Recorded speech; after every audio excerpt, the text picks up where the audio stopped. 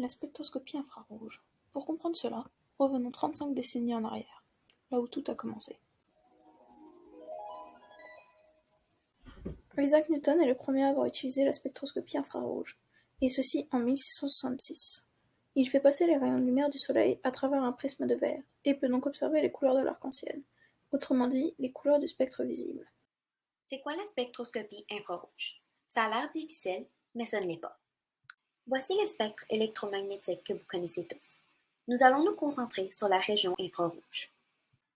L'infrarouge permet de voir ce que nos yeux ne peuvent pas. Ils ont alors créé des caméras thermographiques infrarouges pour nous aider. Comment celles-ci fonctionnent? C'est plutôt simple. Ils détectent les ondes de chaleur dégagées par les objets et les transmettent ensuite en signaux numériques qui indiquent la chaleur en température en fonction d'une certaine couleur. L'infrarouge est une classe de spectroscopie qui est retrouvée dans la région infrarouge du spectre électromagnétique. C'est un type de spectre d'absorption, ce qui veut dire qu'il détermine la longueur d'onde de chaque molécule différente. Il y a 3 parties qui séparent l'infrarouge: le proche, le moyen et le lointain.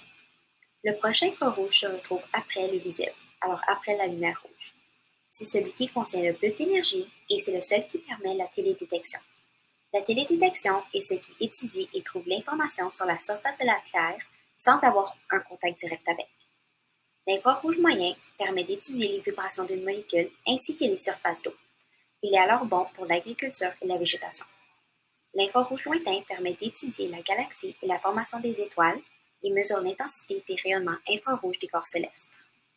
Mais comment ça fonctionne? Tout d'abord, il faut savoir que le processus se passe dans un spectrophotomètre que vous pouvez voir en bas à gauche. On envoie des radiations infrarouges sur des objets pour qu'ils soient testés.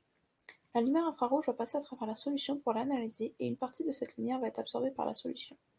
Les restes qui ressortent sont alors plus faibles qu'au début. L'absorption est la cause des vibrations entre les liaisons, ce qui veut dire que les longueurs d'onde qui sont absorbées par les molécules sont celles qui ont des liaisons chimiques. La lumière infrarouge fait une vibration d'excitement dans les liaisons chimiques des atomes retrouvés. Ceci génère donc des spectres infrarouges, ce qui est ensuite mis dans le tableau et permet de déterminer le type de liaison et d'identifier le groupement. Voici un spectre infrarouge.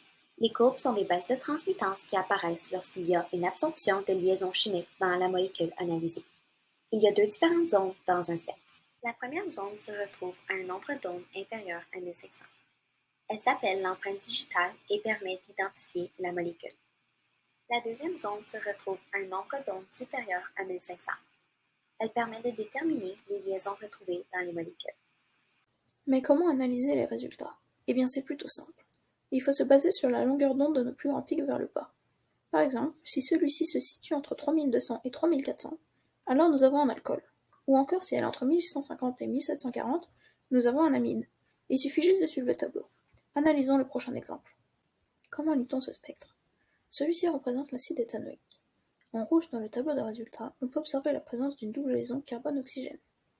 Si on regarde notre spectre, on voit bien que la longueur d'onde est comprise entre 1600 et 1800, même si ce n'est pas très précis. Cela confirme donc notre groupement fonctionnel. Et c'est de même pour le vert. On peut observer un acide carboxylique, et si on regarde notre spectre, la longueur d'onde se situe entre 2500 et 3200. Je sais ce que vous vous demandez. D'où vient le CH3? En fait, pour toute onde ayant un pic vers le bas et ayant une longueur inférieure à 1500, nous avons une liaison carbone-carbone. Et après, il suffit juste d'assembler nos groupements fonctionnels pour former notre molécule. Alors, c'est simple, non?